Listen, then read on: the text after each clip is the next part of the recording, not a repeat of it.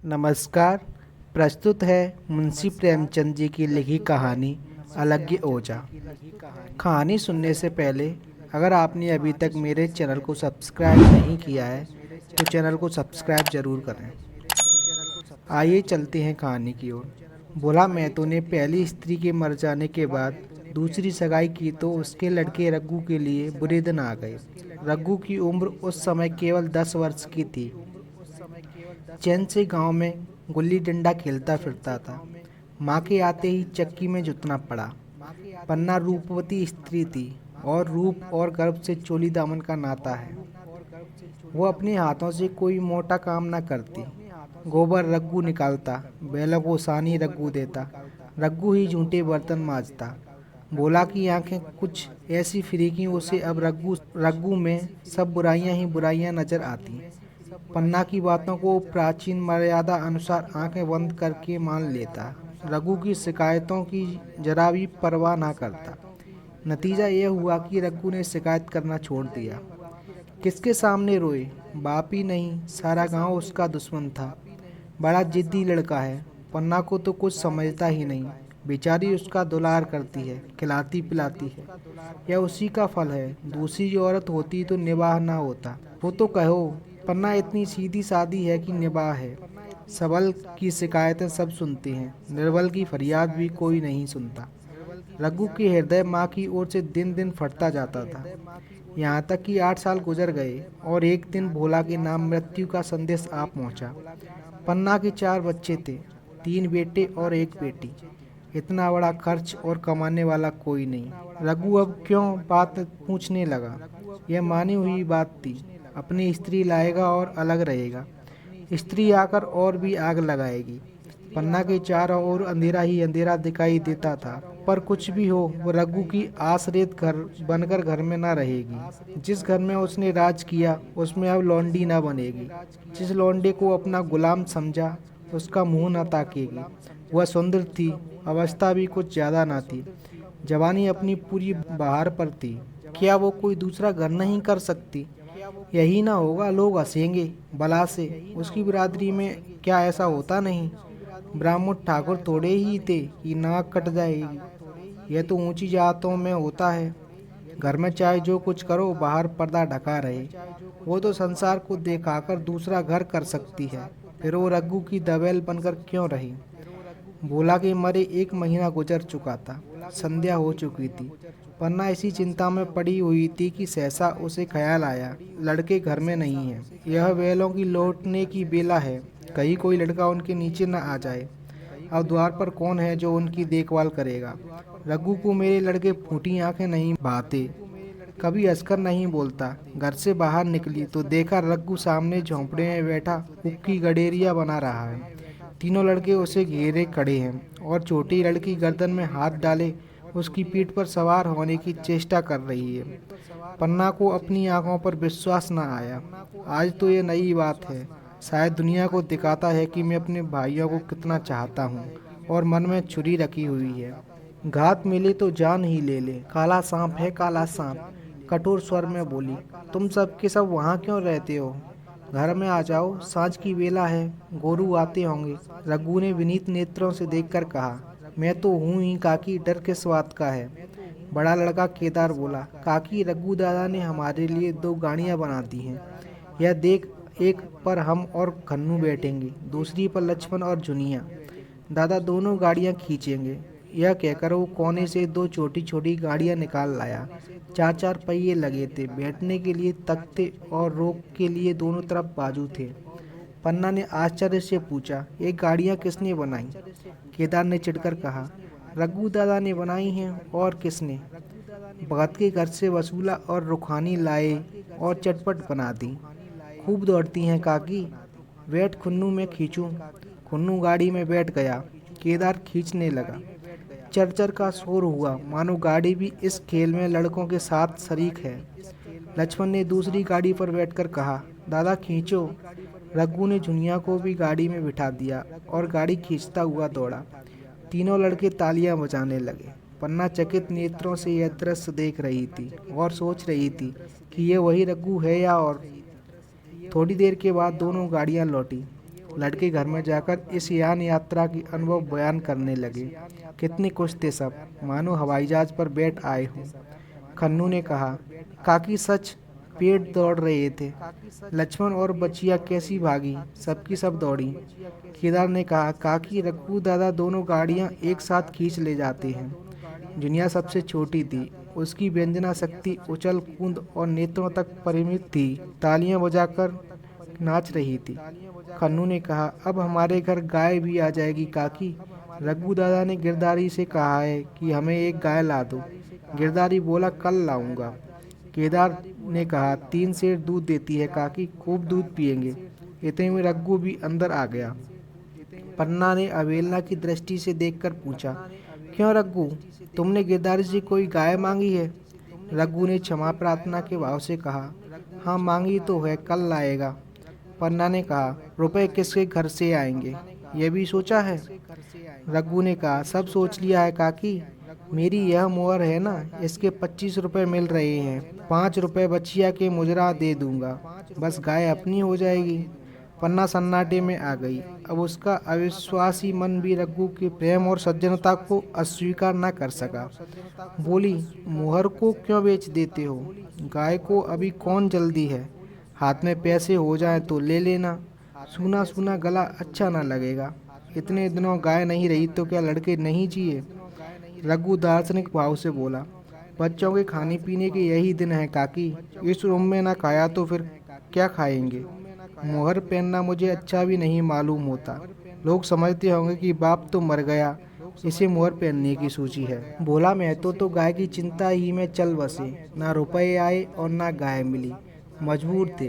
रघु ने यह समस्या कितनी सुगमता से हल कर दी। आज जीवन में पहली बार पन्ना को रघु पर विश्वास आया। बोली, जब गहना ही बेचना है तो अपनी मोहर क्यों बेचोगे? मेरी हंसली ले लेना। रघु ने कहा, नहीं काकी, वो तुम्हारे गले में बहुत अच्छी लगती है। मर्दों का क्या, मोहर पहने या ना पहने। पन्ना ने कहा, चल मैं बूढ़ी हुई, मुझे अब हंसली पहनकर क्या करना है? तू अभी लड़का है, तेरा सूना गला अच्छा ना लगेगा। रघु मुस्कुराकर बोला, तुम अभी से कैसे बूढ़ी हो गई? गांव में कौन तुम्हारे बराबर है? रघु की सरल आलोचना ने पन्ना को लज्जित कर दिया। उसके रूखे मुरझाए मुख पर प्रसन्नता की लाली दौड़ गई। 5 साल गुजर गए।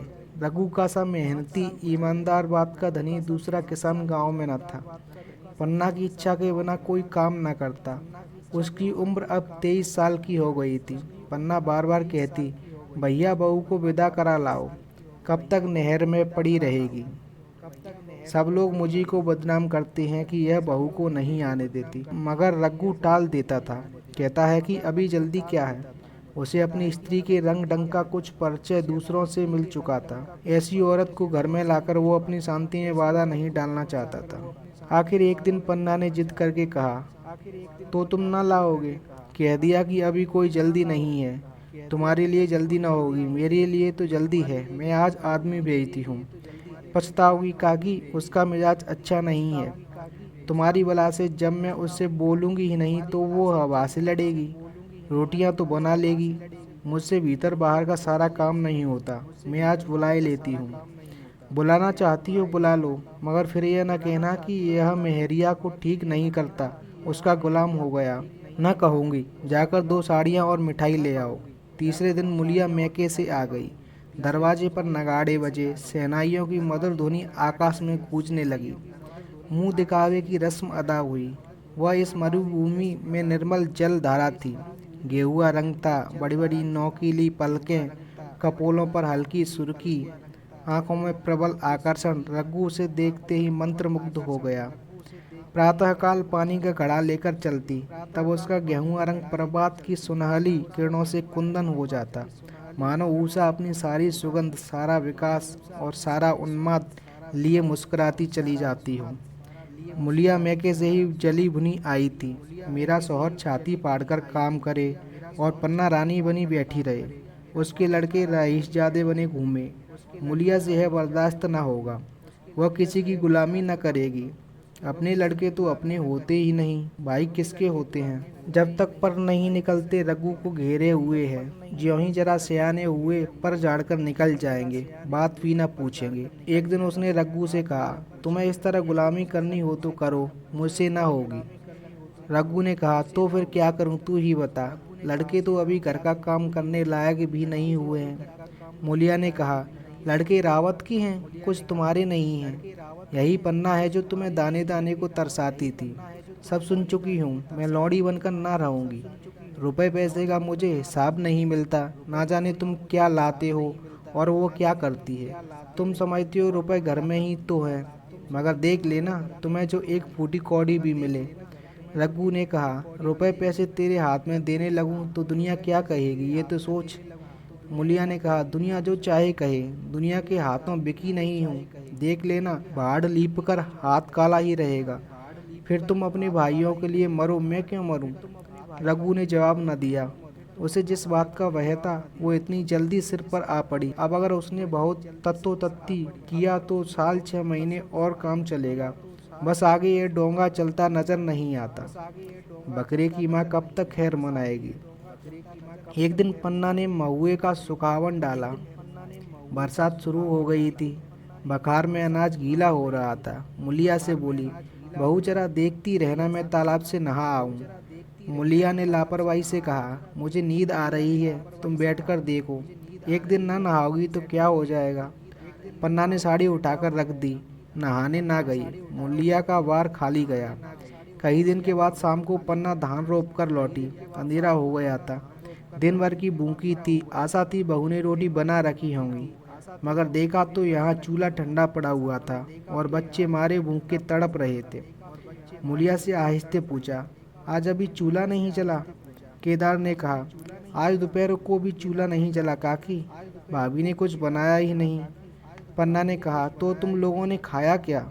केदार, कुछ नहीं, रात की रोटियां थी, कुन्नू और लक्ष्मण ने खाई, मैंने सत्तू खा लिया। पन्ना, और बहू ने क्या खाया। केदार ने कहा, वो तो पड़ी सो रही हैं, कुछ नहीं खाया। पन्ना ने उसी वक्त चूल्हा जलाया और खाना बनाने बैठ गई। आटा गूंथती थी और रोती थी, क्या नसीब है। दिन भर खेत में चली, घर आई तो चूल्हे के सामने जलना पड़ रहा है। केदार का 14वां साल था। भाभी के रंग ढंग देखकर सारी स्थिति समझ रहा था। बोला, काकी भाभी अब तुम्हारे साथ रहना नहीं चाहती। पन्ना ने चौंक कर पूछा, क्या कुछ कहती थी। केदार, कहती कुछ नहीं थी, मगर है उसके मन में यही बात। फिर तुम क्यों नहीं छोड़ देती, जैसे चाहे रहे, हमारा भी भगवान है। पन्ना ने दांतों से जीभ दबाकर कहा, चुप, मेरे सामने ऐसी बात भूलकर भी न कहना। रघु तुम्हारा भाई नहीं, तुम्हारा बाप है। मुलिया से कभी बोलोगे तो समझ लेना जहर खा लूंगी। दशहरे का त्योहार आया। इस गांव से कोस भर पर एक पूर्वे में मेला लगता था। गांव के सब लड़के मेला देखने चले। पन्ना भी लड़कों के साथ चलने को तैयार हुई, मगर पैसे कहाँ से आए। कुंजी तो मुलिया के पास थी। रघु ने आकर मुलिया से कहा, लड़के मेले जा रहे हैं, सबको 2-2 आने पैसे दे दे। मुलिया ने त्योरियां चढ़ाकर कहा, पैसे घर में नहीं हैं। तभी रघु बोला, अभी तो तेलहन बिका था, क्या इतनी जल्दी रुपए उठ गए। मुलिया ने कहा, हाँ उठ गए। रघु, कहाँ उठ गए, जरा सुनूं, आज त्योहार के दिन लड़के मेला देखने न जाएंगे। मुलिया बोली, अपनी काकी से कहो पैसे निकाले, गाड़ कर क्या करेगी। खूंटी पर कुंजी लटक रही थी। रघु ने कुंजी उतारी और चाहा कि संदूक खोले की मुलिया ने उसका हाथ पकड़ लिया और बोली, कुंजी मुझे दे दो, नहीं तो ठीक ना होगा। खाने पहनने को भी चाहिए, कागज किताब को भी चाहिए, उस पर मेला देखने को भी चाहिए। हमारी कमाई इसलिए नहीं है कि दूसरे खाएं और मूंछों पर ताव दें। पन्ना ने रघु से कहा, भैया पैसे क्या होंगे, लड़के मेले देखने न जाएंगे। रघु ने झड़क कर कहा, मेला देखने क्यों ना जाएंगे, सारा गांव जा रहा है, हमारे ही लड़के ना जाएंगे। यह कहकर रघु ने अपना हाथ छुड़ा लिया और पैसे निकालकर लड़कों को दे दिए। मगर कुंजी जब मुलिया को देने लगा तब उसने उसे आंगन में फेंक दिया और मुंह लपेटकर लेट गई। लड़के मेला देखने न गए। इसके बाद 2 दिन गुजर गए। मुलिया ने कुछ नहीं खाया और पन्ना भी भूखी रही। रघु कभी इसे मनाता, कभी उसे, पर न यह उठती न वह। आखिर रघु ने हैरान होकर मुलिया से पूछा, कुछ मुंह से तो कह, चाहती क्या है।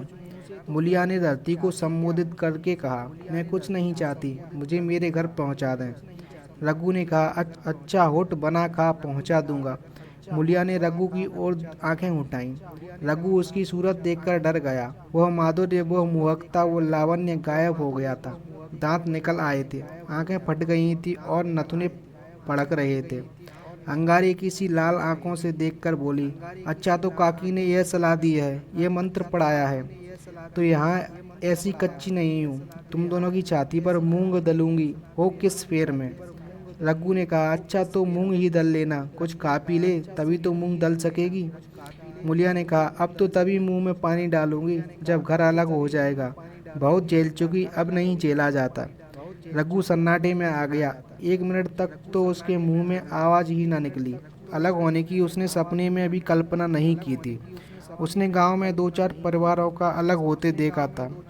वह खूब जानता था, रोटी के साथ लोगों के हृदय भी अलग हो जाते हैं, अपने हमेशा के लिए गैर हो जाते हैं। फिर उनमें वही नाता रह जाता है जो गांव के और आदमियों में है। रघु ने मन में ठान लिया था कि इस विपत्ति को घर में न आने देगा, मगर होनहार के सामने उसकी एक न चली। आह, मेरे मुंह से कालिक लगेगी। दुनिया यही कहेगी कि बाप के मर जाने पर 10 साल भी एक में निभा ना हो सका। फिर किससे अलग हो जाऊं? जिनको गोद में खिलाया, जिन बच्चों की तरह पाला, जिनके लिए तरह तरह की कष्ट झेले, उन्हीं से अलग हो जाऊं? अपने प्यारों को घर से निकाल बाहर करूं? उसका गला फंस गया। कांपते हुए स्वर में बोला, तू क्या चाहती है कि मैं अपने भाइयों से अलग हो जाऊं? भला सोच तो, कहीं मुंह दिखाने के लायक रहूंगा मैं? मुलिया ने कहा, तो मेरा इन लोगों के साथ निभाह ना होगा। रघु बोला, तो तू अलग हो जा, मुझे अपने साथ क्यों घसीटती है? मुलिया ने कहा, तो मुझे क्या तुम्हारे घर में मिठाई मिलती है? मेरे लिए क्या संसार में जगह नहीं है? रघु, तेरी जैसी मर्जी, जहाँ चाहे रह, मैं अपने घर वालों से अलग नहीं हो सकता।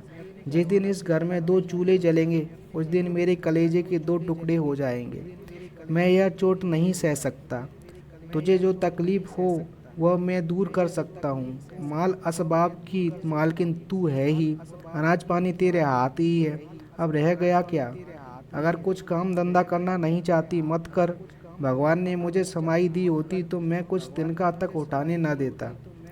तेरे यह सुकुमार हाथ पांव मेहनत मजूरी करने के लिए बनाए ही नहीं गए हैं, मगर क्या करूं, अपना कुछ बस ही नहीं है। फिर भी तेरा जी कोई काम करने को न चाहे, मत कर, मगर मुझसे अलग होने को न कह।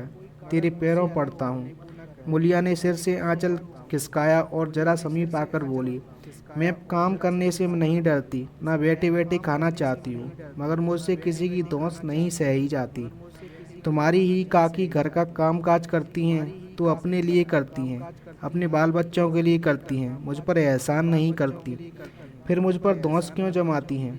उन्हें अपने बच्चे प्यारे होंगे, मुझे तो तुम्हारा आसरा है। मैं अपनी आंखों से यह नहीं देख सकती कि सारा घर तो चैन करे, जरा जरा से बच्चे तो दूध पिए, और जिसके बलबूते पर गृहस्थी थमी हुई है वो मट्ठे को तरसे, कोई उसको पूछने वाला ना हो। जरा अपना मुंह तो देखो, कैसी सूरत निकल आई है। औरों के तो 4 बरस में अपने पट्टे तैयार हो जाएंगे, तुम तो 10 साल में खाट पड़ जाओगे। बैठ जाओ, खड़े क्यों हो? क्या मारकर भागोगे? मैं तुम्हें जबरदस्ती न बांध लूंगी, यह मालकिन का हुक्म नहीं है। सच कहूँ, तुम बड़े कट कलेजी हो। मैं जानती ऐसे निर्मोहियों से पाला पड़ेगा तो इस घर में भूल से न आती। आती भी तो मन न लगाती। अगर अब तो मन तुमसे लग गया, घर भी जाऊं तो मन यहाँ ही रहेगा, और तुम जो हो मेरी बात नहीं पूछते। मुलिया की ये रसीली बातें रघु पर कोई असर न डाल सकी। वह रूसी रुखाई से बोला, मुलिया, मुझसे यह न होगा। अलग होने का ध्यान करते ही मेरा मन न जाने कैसा हो जाता है। यह चोट मुझसे न सही जाएगी। मुलिया ने परिहास करके कहा, तो चूड़ियाँ पहनकर अंदर बैठो ना, लाओ मैं मूछें लगा लूं। मैं तो समझती थी कि तुमने भी कुछ कसबल है, अब देखती हूँ तो निरे मिट्टी के लादे हो। पन्ना दालान में खड़ी दोनों की बातचीत सुन रही थी। अब उससे न रहा गया। सामने आकर रघु से बोली, जब वह अलग होने पर तुली हुई है, फिर तुम क्यों उसे जबरदस्ती मिलाए रखना चाहते हो? तुम उसे लेकर रहो, हमारा भगवान मालिक है। जब महतो मर गए थे और कहीं पत्ती की भी छान आती जब उस वक्त भगवान ने निभा दिया तो अब क्या डर। अब तो भगवान की दया से तीनों लड़के सयाने हो गए, अब कोई चिंता नहीं। रघु ने आंसू भरी आंखों से पन्ना को देखकर कहा, काकी तू भी पागल हो गई है क्या? जानती नहीं, दो रोटियां होते ही दो मन हो जाते हैं। पन्ना ने कहा, जब वो मानती ही नहीं तब तुम क्या करोगे? भगवान की यही मर्जी होगी तो कोई क्या करेगा। प्रारब्ध में जितने दिन एक साथ रहना लिखा था उतने दिन रहे, अब उसकी यही मर्जी है तो यही सही। तुमने मेरे बाल बच्चों के लिए जो कुछ किया वो मैं नहीं भूल सकती। तुमने इनके सिर पर हाथ ना रखा होता तो आज इनकी ना जाने क्या गति होती, ना जाने किसके द्वार पर ठोकरें खाते होते, ना जाने कहाँ कहाँ भीख मांगते फिरते। तुम्हारा जस मरते दम तक गाऊंगी। अगर मेरी खाल तुम्हारे जूते बनाने के काम आए तो खुशी से दे दूं, चाहे तुमसे अलग हो जाऊं, पर जिस घड़ी पुकारोगे कुत्ते की तरह दौड़ी आऊंगी। यह भूलकर भी ना सोचना कि तुमसे अलग होकर मैं तुम्हारा बुरा चेतूंगी। जिस दिन तुम्हारा अनबल मेरे मन में आएगा उसी दिन विष खाकर मर जाऊंगी। भगवान करे तुम दूधो नहाओ पूतो पलो, मरते दम तक यही आशीष मेरे रोए रोए से निकलती रहेगी। और अगर लड़के भी अपने बाप के हैं तो मरते दम तक तुम्हारा पोष मानेंगे। यह कहकर पन्ना रोती हुई वहाँ से चली गई। रघु वहीं मूर्ति की तरह खड़ा रहा। आसमान की ओर टकटकी लगी थी और आंखों से आंसू बह रहे थे। पन्ना की बातें सुनकर मुलिया समझ गई कि अब अपने पौ 12 हैं। झटपट उठी, घर में झाड़ू लगाया, चूल्हा जलाया और कुएं से पानी लाने चली। उसकी टेक पूरी हो गई थी। गांव में स्त्रियों के दो दल होते हैं, एक बहुओं का, दूसरा सासों का। बहुएं सलाह और सहानुभूति के लिए अपने दल में जाती हैं, सासें अपने दल में। दोनों की पंचायतें अलग अलग होती हैं। मुलिया को कुएं पर 2-3 बहुएं मिल गईं। एक ने पूछा, आज तो तुम्हारी बुढ़िया बहुत रोध हो रही थी। मुलिया ने विजय के गर्व से कहा, इतने दिनों से घर की मालकिन बनी हुई है, राजपाट छोड़ते किससे अच्छा लगता है। बहन मैं उनका बुरा नहीं चाहती, लेकिन एक आदमी की कमाई में कहाँ तक बरकत होगी। मेरे भी तो यही खाने पीने पहनने ओढ़ने के दिन हैं। अभी उनके पीछे मरो, फिर बाल बच्चे हो जाएं, उनके पीछे मरो, सारी जिंदगी रोते ही कट जाए। एक बहू बुढ़िया यही चाहती है कि यह सब जन्म भर लौंडी बनी रहे, मोटा झोटा खाए और पड़ी रहे। दूसरी बहू ने कहा, किस भरोसे पर कोई मरे, अपने लड़के तो बात नहीं पूछते, पराये लड़कों का क्या भरोसा, कल के इनके हाथ पैर हो जाएं, फिर कौन पूछता है। अपनी अपनी महेरियों का मुंह देखेंगे। पहले से ये फटकार देना अच्छा है, फिर तो कोई कलंक ना होगा। मुलिया पानी लेकर गई, खाना बनाया और रघु से बोली, जाओ नहा आओ, रोटी तैयार है। रघु ने मानो सुना ही नहीं, सिर पर हाथ रखकर द्वार की तरफ ताकता रहा। मुलिया ने कहा, क्या कहती हूँ, कुछ सुनाई देता है? रोटी तैयार है, जाओ नहा आओ। रघु, सुन तो रहा हूँ, क्या बहरा हूँ? रोटी तैयार है तो जाकर खा ले, मुझे भूख नहीं है। मुलिया ने फिर कुछ नहीं कहा, जाकर चूल्हा बुझा दिया, रोटियां उठाकर चीगे पर रख दी और मुंह ढांक कर लेट रही। जरा देर में पन्ना आकर बोली, खाना तो तैयार है, नहा धोकर खा लो, वह भी तो भूखी होगी। रघु ने झुझलाकर कहा, काकी तू घर में रहने देगी कि मुंह में कालिक लगाकर कहीं निकल जाऊं? खाना तो खाना ही है, आज ना खाऊंगा कल खाऊंगा, लेकिन अभी मुझसे न खाया जाएगा। केदार क्या अभी मदरसे से नहीं आया? पन्ना ने कहा, अभी तो नहीं आया, आता ही होगा। पन्ना समझ गई कि जब तक वो खाना बनाकर लड़कों को न खिलाएगी और खुद न खाएगी, रघु न खाएगा। इतना ही नहीं, उसे रघु से लड़ाई करनी पड़ेगी, उसे जली कटी सुनानी पड़ेगी, उसे यह दिखाना पड़ेगा कि मैं ही उससे अलग होना चाहती हूँ, नहीं तो वो इस चिंता में घुल घुल कर प्राण दे देगा। यह सोचकर उसने अलग चूल्हा जलाया और खाना बनाने लगी। इतने में केदार और खुन्नू मदरसे से आ गए। पन्ना ने कहा, आओ बेटा खाना खा लो, रोटी तैयार है। केदार ने पूछा, भैया को बुला लूँ ना? पन्ना, तुम आकर खा लो, उनकी रोटी बहू ने अलग बनाई है। खुन्नू ने कहा, जाकर भैया से पूछ ना आऊं? पन्ना, जब उनका जी चाहेगा खाएंगे, तू बैठकर खा, तुझे इन बातों से क्या मतलब? जिसका जी चाहेगा खाएगा, जिसका जी ना चाहेगा ना खाएगा। जब वो और उसकी बीवी अलग रहने पर तुली हैं तो कौन मनाए? केदार ने कहा, तो क्या अम्मा जी, क्या हम अलग घर में रहेंगे? पन्ना, उनका जी चाहे एक घर में रहे, जी चाहे आंगन में दीवार डाल लें। खुन्नू ने दरवाजे पर आकर झांका। सामने फूस की झोंपड़ी थी। वो खाट पर खड़ा रघु नारियल पी रहा था। खन्नू ने कहा, भैया तो अभी नारियल लिए बैठे हैं। पन्ना, जब जी चाहेगा खाएंगे। केदार ने कहा, भैया ने भाभी को डांटा नहीं। मुलिया अपनी कोठरी में पड़ी सुन रही थी। बाहर आकर बोली, भैया ने तो नहीं डांटा, अब तुम आकर डांटो। केदार के चेहरे का रंग उड़ गया। फिर जबान न खोली। तीनों लड़कों ने खाना खाया और बाहर निकले। लू चलने लगी थी। आम के बाग में गांव के लड़के लड़कियां हवा से गिरे हुए आम चुन रहे थे। केदार ने कहा, आज हम भी आम चुनने चलें, खूब आम गिर रहे हैं। खुन्नू ने कहा, दादाजी बैठे हैं। लक्ष्मण, मैं न जाऊंगा, दादा घुड़केंगे। केदार ने कहा, वो तो अब अलग हो गए हैं। लक्ष्मण ने कहा, तो अब हमको कोई मारेगा तब भी दादा ना बोलेंगे। केदार ने कहा, वाह, तब क्यों ना बोलेंगे। रघु ने तीनों लड़कों को दरवाजे पर खड़े देखा, पर कुछ नहीं बोला। पहले तो वो घर के बाहर निकलते ही उन्हें डांट बैठता था, पर आज वो मूर्ति के समान निश्चल बैठा रहा। अब लड़कों को कुछ साहस हुआ। कुछ दूर और आगे बढ़े। रघु अब भी न बोला। कैसे बोले? वो सोच रहा था, काकी ने लड़कों को खिला पिला दिया, मुझसे पूछा तक नहीं। क्या उसकी आंखों पर भी पर्दा पड़ गया है?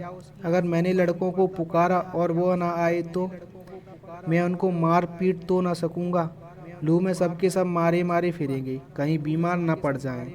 उसका दिल महसूस कर रह जाता था, लेकिन मुंह से कुछ कह ना सकता था। लड़कों ने देखा कि यह बिल्कुल नहीं बोलते तो निर्भय होकर चल पड़े। सहसा मुलिया ने आकर कहा, अब तो उठोगे कि अब नहीं? जिसके नाम पर फांका कर रहे हो, उन्होंने मज़े से लड़कों को खिलाया और आप खाया, अब आराम से सो रही हैं। मोरा पिया मोरी बात ना पूछे, मोरे सुहागिन नाव। एक बार भी तो मुंह से ना फटा कि भैया खा लो। रघु को इस समय मर्मांतक पीड़ा हो रही थी। मुलिया के इन कठोर शब्दों ने घाव पर नमक छिड़क दिया। दुखित नेत्रों से देखकर बोला, तेरी जो मर्जी थी वही तो हुआ, अब जा ढोल बजा। मुलिया ने कहा, नहीं, तुम्हारे लिए थाली परोसे बैठी हूँ। रघु ने कहा, मुझे चिढ़ा मत, तेरे पीछे मैं भी बदनाम हो रहा हूँ। जब तू किसी की होकर नहीं रहना चाहती तो दूसरे को क्या गरज है जो मेरी खुशामद करे। जाकर काकी से पूछ, लड़के आम चुनने गए हैं, उन्हें पकड़ लाऊं? मुलिया अंगूठा दिखाकर बोली, यह जाता है, तुम 100 बार गरज हो जाकर पूछो। इतने में पन्ना भी भीतर से निकल आई। रघु ने पूछा, लड़के बगीचे में चले गए काकी, तू चल रही है? पन्ना, अब उनका कौन पूछतर है। बगीचे में जाएं, पेड़ पर चढ़ें, पानी में डूबें, मैं अकेली क्या क्या करूं? रघु ने कहा, जाकर पकड़ लाऊं? पन्ना, जब तुम्हें अपने मन से नहीं जाना है तो फिर मैं जाने को क्यों कहूँ? तुम्हें रोकना होता तो रोक ना देते, तुम्हारे सामने ही तो गए होंगे। पन्ना की बात पूरी भी न हुई थी कि रघु ने नारियल कोने में रख दिया और बाग की तरफ चला। रघु लड़कों को लेकर बाग से लौटा तो देखा मुलिया अभी तक झोंपड़े में खड़ी थी। बोला, तू जाकर खा क्यों नहीं लेती? मुझे तो इस बेला भूख नहीं है। मुलिया ऐंठ कर बोली, हाँ, भूख क्यों लगेगी, भाइयों ने खाया, वो तुम्हारे पेट में पहुंच गया होगा। रघु ने दांत पीसकर कहा, मुझे जला मत मुलिया, नहीं अच्छा ना होगा। खाना कहीं भागा नहीं जाता, एक बेला ना खाऊंगा तो मर नहीं जाऊंगा। क्या तू समझती है घर में आज कोई छोटी बात हो गई है? तूने घर में चूल्हा नहीं जलाया, मेरे कलेजे में आग लगाई है। मुझे घमंड था कि और चाहे कुछ हो जाए पर मेरे घर में फूट को रोंग ना आने पावेगा, पर तूने मेरा घमंड चूर कर दिया। परालब्ध की बात है। मुलिया तिनक कर बोली, सारा मोह छोह तुम्ही को है और किसी को भी है, तो मैं किसी को तुम्हारी तरह विसूरते नहीं देखती। रघु ने ठंडी सांस खींचकर कहा, मुलिया, घाव पर नौन ना छिड़क, तेरे ही कारण मेरी पीठ में धूल लग रही है। मुझे इस गृहस्थी का मोह ना होगा तो किसे होगा? मैंने ही तो इसे मर मर जोड़ा। जिनको गोद में खिलाया वही अब मेरे पट्टीदार होंगे। जिन बच्चों को मैं डांटता था उन्हें आज कड़ी आंखों से भी नहीं देख सकता। मैं उनके भले के लिए कोई भी बात करूं तो दुनिया यही कहेगी कि अपने भाइयों को लूट लेता है। जा, मुझे छोड़ दे, अभी मुझसे कुछ न खाया जाएगा। मुलिया ने कहा, मैं कसम रखा दूंगी, नहीं चुपके से चले चलो। रघु ने कहा, देख, अब भी कुछ नहीं बिगड़ा है, अपनी ऐंठ छोड़ दे। मुलिया ने कहा, हमारा ही लहू पिए जो खाने न उठें। रघु ने कानों पर हाथ रखकर कहा, यह तूने क्या किया मुलिया? मैं तो उठ ही रहा था, चल खा लूं। नहाने धोने कौन जाए, लेकिन इतना कह देता हूँ कि चाहे 4 की जगह 6 रोटी खा जाऊं, चाहे तू मुझे घी के मटके में ही डुबा दे, पर यह दाग मेरे दिल से ना मिटेगा। मुलिया ने कहा, दाग साग सब मिट जाएंगे, पहले सबको ऐसा ही लगता है, देखते नहीं हो उधर कैसी चैन की बंसी बज रही है। वह तो मना ही रही थी कि किसी तरह यह सब अलग हो जाएं। अब वह पहले किसी चांदी तो नहीं है कि जो कुछ घर में आवे सब गायब। अब क्यों हमारे साथ रहने लगी? रघु ने आहत स्वर में कहा। इसी बात का तो मुझे गम है, काकी से ऐसी आशा ना थी। रघु खाने बैठा तो कौर विष के घूंट जैसा लगा। जान पड़ता था रोटियां भूसी की हैं, दाल पानी सी लगती थी, पानी भी कंठ के नीचे न उतरता था। दूध की तरफ देखा तक नहीं। 2-4 ग्लास खाकर उठ आया, जैसे किसी प्रियजन के श्राद्ध का भोजन हो। रात का भोजन भी उसने इसी तरह किया। भोजन क्या किया, कसम पूरी की। रात भर उसका चित्त उद्विग्न रहा। एक अज्ञात शंका उसके मन पर छाई हुई थी, जैसे भोला महतो द्वार पर बैठा रो रहा हो। वो कई बार चौंक कर उठा। ऐसा जान पड़ा भोला उसकी ओर तिरस्कार की आंखों से देख रहा है। वह दोनों जून भोजन करता था, पर जैसे शत्रु के घर। भोला की शोकमग्न मूर्ति आंखें से न उतरती थी। रात को उसे नींद न आती। वो गांव में निकलता तो इस तरह मुंह चुराए सिर झुकाए मानो गौ हत्या की हो। 5 साल गुजर गए। रघु अब 2 लड़कों का बाप था। आंगन में दीवार खिंच गई थी, खेतों में मेढ़े डाल दी गई थी और बैल बंधिए बांट लिए गए थे। केदार की उम्र अब 16 साल की हो गई थी। उसने पढ़ना छोड़ दिया था और खेती का काम करता था। कुन्नू गाय चराता था। केवल लक्ष्मण अब तक मदरसे जाता था। पन्ना और मुलिया दोनों एक दूसरे की सूरत से जलती थी। मुलिया के दोनों लड़के बहुधा पन्ना ही के पास रहते। वही उन्हें ओटन मलती, वही काजल लगाती, वही गोद में लिए फिरती, मगर मुलिया के मुंह से अनुग्रह का एक शब्द भी न निकलता। न पन्ना ही इसकी इच्छुक थी। वह जो कुछ करती निर्व्याज भाव से करती। वह खुद ऊपर का काम काज कर लेती। इसके विरुद्ध रघु अपने घर का अकेला था। वह भी दुर्बल, अशक्त और जवानी में बूढ़ा। अभी आयु 30 वर्ष से अधिक न थी, लेकिन बाल खिचड़ी हो गए थे, कमर भी झुक चली थी, कांसी ने जीड़ कर रखा था। देखकर दया आती थी। और खेती पसीने की वस्तु है। खेतों की जैसी सेवा होनी चाहिए वह उससे ना हो पाती, फिर अच्छी फसल कहाँ से आती? कुछ ऋण भी हो गया था। वो चिंता और भी मारे डालती थी। चाहिए तो ये था कि अब उसे आराम मिलता। इतने दिनों के निरंतर परिश्रम के बाद सिर का बोझ कुछ हल्का होता। किंतु मलिया का स्वार्थपरता और अदूरदर्शिता ने लहराती हुई खेती उजाड़ दी। अगर सब एक साथ रहते तो वह अब तक पेंशन पा जाता। मजे से द्वार पर बैठा हुआ नारियल पीता। भाई काम करता, वो सलाह देता। मैं तो बना फिरता, कहीं किसी के झगड़े चुकाता, कहीं साधु संतों की सेवा करता, पर वो अवसर हाथ से निकल गया। अब तो चिंता भार दिन दिन बढ़ता जाता था। आखिर उसे धीमा धीमा ज्वर रहने लगा। हृदय शूल चिंता, कड़े परिश्रम और अभाव का यही पुरस्कार है। पहले कुछ परवाह न की, समझा आप ही आप अच्छा हो जाएगा, मगर कमजोरी बढ़ने लगी तो दवा की फिक्र हुई। जिसने जो बता दिया खा लिया। डॉक्टरों और वैद्यों के पास जाने की सामर्थ्य कहाँ, और सामर्थ्य भी होती तो रुपए खर्च देने के सिवा और नतीजा ही क्या था? जीर्ण ज्वर की औषधि आराम है और पुष्टिकारक भोजन। न वो बंसल मालती का सेवन कर सकता था और न आराम से बैठकर बलवर्धक भोजन कर सकता था। कमजोरी बढ़ती ही गई। पन्ना को अवसर मिलता तो वो आकर उसे तसल्ली देती, लेकिन उसके लड़के अब रघु से बात भी न करते थे। दवा दारू तो क्या करते, उसका और मजाक उड़ाते। भैया समझते थे कि हम लोगों से अलग होकर सोने की ईंट रख लेंगे। भाभी भी समझती थी सोने से लद जाऊंगी। अब देखें कौन पूछता है। सिसक कर न मरे तो कह देना। बहुत हाय हाय भी अच्छी नहीं होती। आदमी उतना काम करे जितना हो सके, यह नहीं कि रुपए के लिए जान ही दे दे। पन्ना कहती है, रघु बेचारे का कौन दोष है? केदार कहता, चल मैं खूब समझता हूँ, भैया की जगह मैं होता तो डंडे से बात करता। मजाल थी कि औरत यों जिद करती। ये सब भैया की चाल थी, सब सदी बदी बात थी। आखिर एक दिन रघु का टिमटिमाता हुआ जीवन दीपक बुझ गया। मौत ने सारी विचिंताओं का अंत कर दिया।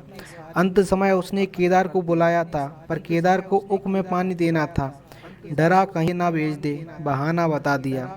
मूलिया का जीवन अंधकारमय हो गया। जिस भूमि पर उसने मंसूबों की दीवार खड़ी की थी, अब नीचे से खिसक गई थी। जिस खूंटे के बल पर वह उछल रही थी, वह उखड़ गया था।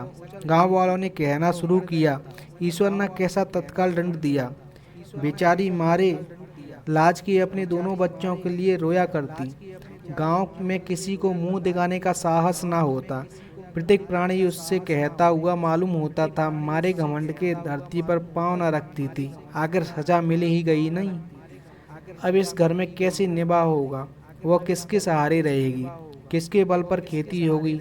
बेचारा रघु बीमार था, दुर्बल था, पर जब तक जीता रहा अपना काम करता रहा। मारे कमजोरी के कभी कभी सिर पकड़कर बैठ जाता और जरा दम लेकर फिर हाथ चलाने लगता था। सारी खेती तहस नहस हो रही थी। उसे कौन संभालेगा? अनाज की ठाड़ें खलियाने में पड़ी थीं। वो अलग सूख रही थी। वो अकेली क्या क्या करेगी? फिर सिंचाई अकेले आदमी का तो काम नहीं। तीन तीन मजदूरों को कहाँ से लाए? गांव में मजदूर थे ही कितने? आदमियों के लिए खींचतानी हो रही थी, क्या करे क्या ना करे। इस तरह 13 दिन बीत गए। क्रियाक्रम से छुट्टी मिली। दूसरे ही दिन सवेरे मूलिया ने दोनों बालकों को गोद में उठाया और अनाज मारने चली। खलिहान में पहुंचकर उसने एक को तो पेड़ के नीचे घास के नर्म बिस्तर पर सुला दिया और दूसरे को वहीं बैठाकर अनाज मारने लगी। बैलों को हाँकती थी और रोती थी। क्या इसलिए भगवान ने उसको जन्म दिया था? देखते देखते क्या से क्या हो गया। इन्हीं दिनों पिछले साल भी अनाज मारा गया था। वो रघु के लिए लोटे में शरबत और मटर की घुगनी लेकर आई थी। आज कोई उसके न आगे है न पीछे, लेकिन किसी की लौंडी तो नहीं हूँ। उसे अलग होने का अब भी पछतावा ना था। एकाएक छोटे बच्चे का रोना सुनकर उसने उधर ताका तो बड़ा लड़का उसे चुमका कर कह रहा था, भैया तुम रहो, चुप रहो। धीरे धीरे उसके मुंह पर हाथ फेरता था और चुप कराने के लिए विकल था। जब बच्चा किसी तरह न चुप हुआ तो वो खुद उसके पास लेट गया और उसे छाती से लगाकर प्यार करने लगा। मगर जब यह प्रयत्न भी सफल न हुआ तो वो रोने लगा। उसी समय पन्ना दौड़ी आई और छोटे बालक को गोद में उठाकर प्यार करती हुई बोली, लड़कों को मुझे क्यों ना दे आई बहू? हाय हाय, बेचारी धरती पर पड़ा लेटा रहा। जब मैं मर जाऊं तो जो चाहे करना, अभी तो जीती हूँ। अलग हो जाने से बच्चे तो नहीं अलग हो गए। मूलिया ने कहा, तुम्हें अभी तो छुट्टी नहीं थी, अम्मा क्या करती? पन्ना ने कहा, तो मुझे यहाँ आने की ऐसी क्या जल्दी थी? डांट मार न जाती? तीन तीन लड़के तो हैं और किस दिन काम आएंगे? केदार तो कल ही मारने को कह रहा था, पर मैंने कहा पहले ऊख में पानी दे लो फिर अनाज मारना। मड़ाई तो 10 दिन बाद भी हो सकती है। ऊख की सिंचाई ना हुई तो सूख जाएगी। कल से पानी चढ़ा हुआ है, परसों तक खेत पुर जाएगा, तब मड़ाई हो जाएगी। तुझे विश्वास ना आवेगा, जब से भैया मरे हैं केदार को बड़ी चिंता हो गई है।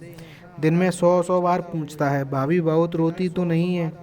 देख लड़के भूखे तो नहीं है? कोई लड़का रोता है तो दौड़ा आता है, देख अम्मा क्या हुआ, बच्चा क्यों रोता है? कल रोकर बोला, अम्मा मैं जानता कि भैया इतनी जल्दी चले जाएंगे तो उनकी सेवा कर लेता। कहाँ जगाए जगाए उठता था, अब देखती हो पहर रात से उठकर काम में लग जाता है। खन्नू कल जरा सा बोला, पहले हम अपनी ऊख में पानी दे लेंगे तब भैया की ऊख में देंगे। इस पर केदार ने ऐसा डांटा कि खन्नू के मुंह से फिर बात ना निकली। बोला, कैसी तुम्हारी और कैसी हमारी ऊख? भैया ने जिला न लिया होता तो आज या तुम मर गए होते या कहीं भीख मांगते होते। आज तुम बड़े उख वाले बने हो, यही उन्हीं का पुण्य प्रताप है कि आज भले आदमी बने बैठे हो। परसों रोटी खाने बुलाने गई तो मड़ैया में बैठा रो रहा था। पूछा क्यों रोता है? तो बोला, अम्मा भैया इसी अलग ओझे के दुख से मर गए, नहीं अभी उनकी उम्र ही क्या थी। यह उस वक्त न सूझा, नहीं उनसे क्यों बिगाड़ करते। यह कहकर पन्ना ने मूलिया की ओर संकेतपूर्ण दृष्टि से देखकर कहा, तुम्हें वो अलग न रहने देगा बहू। कहता है भैया हमारे लिए मर गए तो हम भी उनके बाल बच्चों के लिए मर जाएंगे। मूलिया की आंखों में आंसू जारी थे। पन्ना की बातों में आज सच्ची वेदना, सच्ची सांत्वना सच्ची सदचिता भरी हुई थी। मुलिया का मन कभी उसकी ओर इतना आकर्षित न हुआ था। जिनसे उसे व्यंग और प्रतिकार का भय था, वो इतने दयालु, इतने शुभेच्छु हो गए थे। आज पहली बार उसे अपनी स्वार्थपरता पर लज्जा आई। पहली बार आत्मा ने अलग ओझे पर धिक्कारा। इस घटना को हुए 5 साल गुजर गए। पन्ना आज बूढ़ी हो गई है। केदार घर का मालिक है, मुलिया घर की मालकिन है। कुन्नू और लक्ष्मण के विवाह हो चुके हैं, मगर केदार अभी तक कुंवारा है। कहता है मैं विवाह न करूंगा। कई जगहों से बातचीत हुई, कई सगाइयां आईं, पर उसने हामी न भरी। पन्ना ने कंपे लगाए, जाल फैलाए, पर वह न फंसा। कहता औरतों से कौन सुख। मेहरिया घर में आई और आदमी का मिजाज बदला। फिर जो कुछ है वो मेहरिया है। माँ बाप, भाई बंधु सब पराए हैं। जब भैया जैसे आदमी का मिजाज बदल गया तो फिर दूसरों की क्या गिनती। 2 लड़के भगवान के दिए हैं, और क्या चाहिए। बिना ब्याह किए 2 बेटे मिल गए, इससे बढ़कर और क्या होगा। जिसे अपना समझो वो अपना है, जिसे गैर समझो वो गैर।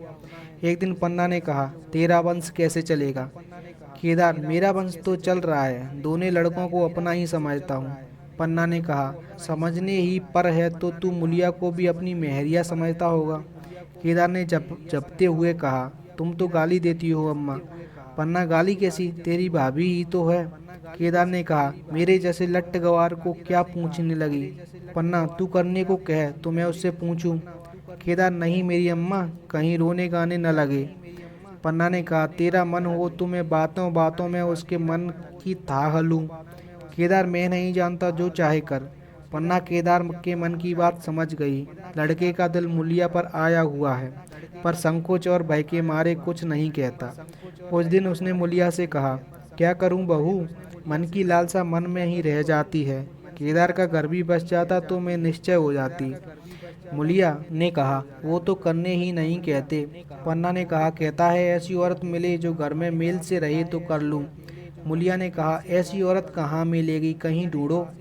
पन्ना ने कहा, मैंने तो ढूंढ लिया है। मुलिया ने कहा, सच, किस गांव की है। पन्ना ने बोला, अभी न बताऊंगी, मुदा ये जानती हूँ कि उससे केदार की सगाई हो जाए तो घर बस जाए और केदार की जिंदगी भी सफल हो जाए। ना जाने लड़की मानेगी कि नहीं। मुलिया बोली, मानेगी क्यों नहीं अम्मा, ऐसा सुंदर, कमाऊ और सुशील कहाँ मिल जाता है। उस जन्म का कोई साधु महात्मा है, नहीं तो लड़ाई झगड़े के डर से कौन ब्याह रहता। कहाँ रहती है, मैं जाकर उसे मना लाऊं। पन्ना ने कहा, तू चाहे तो मना ले, तेरे ही ऊपर है। मुलिया बोली, मैं आज ही चली जाऊंगी अम्मा, उसके पैरों पकड़कर मना लाऊंगी। पन्ना ने कहा, बता दूं, वह तू ही है। मुलिया लज्जा कर बोली, तुम तो अम्मा जी गाली देती हो। पन्ना बोली, गाली कैसी, देवर ही तो है। मुलिया, मुझ जैसी बुढ़िया को वो क्यों पूछेंगे। पन्ना ने कहा, वो तुझी पर दांत लगाए बैठा है, तेरे सिवा कोई और उसे भाती ही नहीं। डर के मारे कहता नहीं, पर उसके मन की बात मैं जानती हूँ। वैदव्य की शोक से मुरझाया हुआ मुलिया का पीत बदन कमल की भांति अरुण हो उठा। 10 वर्षों में जो कुछ खोया था वो उसी एक क्षण में मानो ब्याज के साथ मिल गया। वही लावण्य, वही विकास, वही आकर्षण, वही लोच। तो दोस्तों, ये थी आज की हमारी कहानी। अगर कहानी आपको पसंद आई हो तो वीडियो को लाइक और शेयर कर चैनल को सब्सक्राइब जरूर करें।